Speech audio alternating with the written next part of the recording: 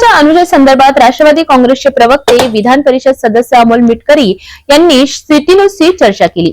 त्यावेळी ते म्हणाले, विदर्भामध्ये संत्रा, सोयाबीन, कापसाच्या पिकांना भाव मिळत नाही। विदर्भाचा अनुशेष भरून काढला पाहिजे, यासाठी आम्ही कित्येक वेळा सभागृहामध्ये आवाज उचलला, परंतु शेतकऱ्यांना खरा तो न्याय आम्ही मिळवून देऊ शकलो नाही।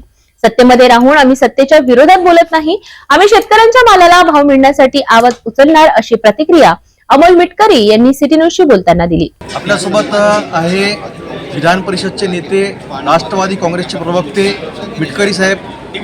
एकूणच 5 जिल्हे आहे आणि या 5 जिल्ह्यामध्ये अमरावती जिल्हा, अकोला जिल्हा सर्वात मोठे जिल्हे आहेत आणि तिथून महायुतीचे उमेदवार मोठ्या मतांनी देखील आले आहे, परंतु एकही मंत्रीपद नाही। काय वाटते विदर्भाला अन्याय झाला?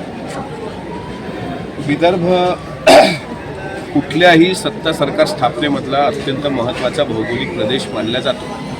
पूर्व विदर्भ, पश्चिम विदर्भ असे 2 भाग 11 जिल्ह्याचे आपले आहेत। या विदर्भामध्ये तुकडोजी महाराज गाडगे बाबा, पंजाबराव भाऊसाहेब देशमुख यांची एक वेगळी परंपरा आहे। भाऊसाहेब तर पहिले केंद्रीय कृषी मंत्री होते, त्यामुळे आता पश्चिम विदर्भाची परिस्थिती जर बघितली तर आमच्या पश्चिम विदर्भामधले जे 5 जिल्हे आहेत त्यात फक्त एकच कॅबिनेट पद आलं, मंत्रिपद आलं आकाश फुंडकर यांच्या रूपात, आणि एक राज्यमंत्रीपद आलं इंद्रनील नाईक यांच्या रूपात। आम्हाला अपेक्षा होती की त्या भागात सुद्धा प्रत्येक जिल्ह्याला, नाही जिल्हा तर बुलढाणा, अकोला, अमरावती, यवतमाळ, वाशिम असं ठिकाण मिळून तरी 2 कॅबिनेट आणि 2 राज्यमंत्री असायला पाहिजे होते। पण प्रत्येक अपेक्षा आपल्या पूर्ण होत नसतात। पण अडीच वर्षाचा जो फॉर्म्युला ठेवला आहे, मला असं वाटते सेकंड फॉर्म्युल्यामध्ये तरी पश्चिम विदर्भावर अन्याय होणार नाही। पूर्व विदर्भात सुद्धा अन्याय झालेला दिसतोय, कारण कुठल्याही पद्धतीनं म्हणजे सुधीर मुनगंटीवारांसारखे नेते आज मंत्रिमंडळात नाहीत। ह्या सगळ्या गोष्टीचा विचार जर केला तर विदर्भात म्हणजे अहमदनगर जिल्ह्यामध्ये, अहिल्यानगर जिल्ह्यामध्ये 10 महायुतीचे आमदार आहेत, पण एकच कॅबिनेट मंत्रीपद आहे। सातारा जिल्ह्यामध्ये 4 ते 5 कॅबिनेट मंत्रीपद आहे। त्यामुळे हे बॅलन्सिंग थोडं चुकलं आहे का? मला असं वाटतं या दृष्टीनं थोडासा विचार नक्कीच तिन्ही पक्षाच्या वरिष्ठ नेत्यांनी करावा। विदर्भावर मात्र अन्याय होणार नाही आणि विदर्भ दुर्लक्षित होणार नाही, याची काळजी तिन्ही पक्षांनी घेणं फार महत्त्वाचं आहे। महत्त्वाचा प्रश्न, विदर्भाचा मुख्यमंत्री झालेला आहे, विदर्भाचा अनुशेष, आणि आपण स्वतः अकोला या जिल्ह्यातून आपण आहे, काय काय अपेक्षा आहे विदर्भासंदर्भात?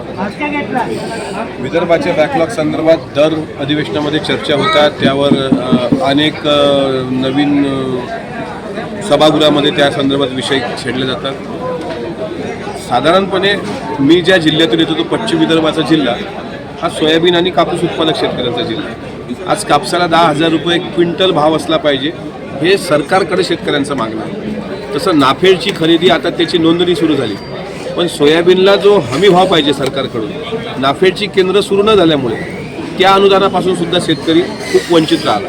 मग काय खाजगी व्यापारी 4,000 रुपयानं सोयाबीन घेत आहेत आणि 4,892 रुपये हा सरकारचा नाफेडचा भाव आहे। म्हणजे एक खाजगी व्यापारी 700 ते 800 रुपये क्विंटल मागे कमावतो, तो स्टॉक करतो आणि तो गबर होतो। यावर नियंत्रण आणणारा जसा अवैध सावकारीवर कायदा आहे, तसा या अवैध शेतकऱ्यांचाच माल कमी पैशात घेऊन तो मोठ्या पैसे फरकानं विकणं, त्याचा स्टॉक करणं, याच्यावर कुठेतरी नियंत्रण असलेलं एखादं विधेयक या सभागृहामध्ये मांडलं गेलं पाहिजे।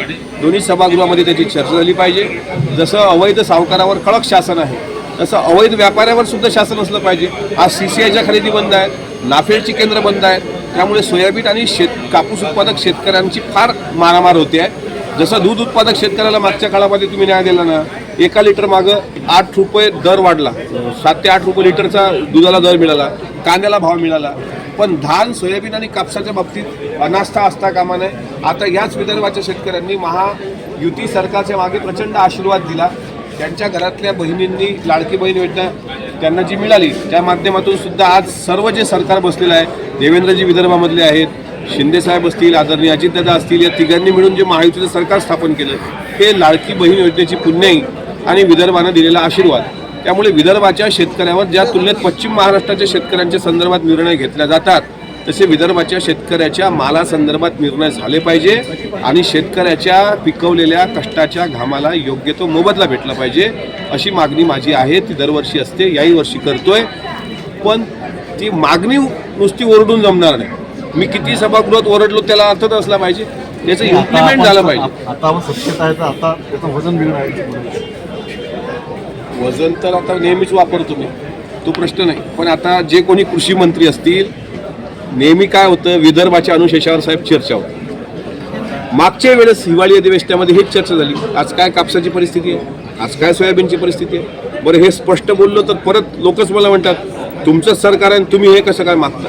अरे सरकार आमचं आहे हा भाग नंतरचा, मी आमदार आहे हाही भाग नंतर. पण मी एक शेतकऱ्याची अवलाद आहे, शेतकऱ्याच्या पोटी जन्माला आलो.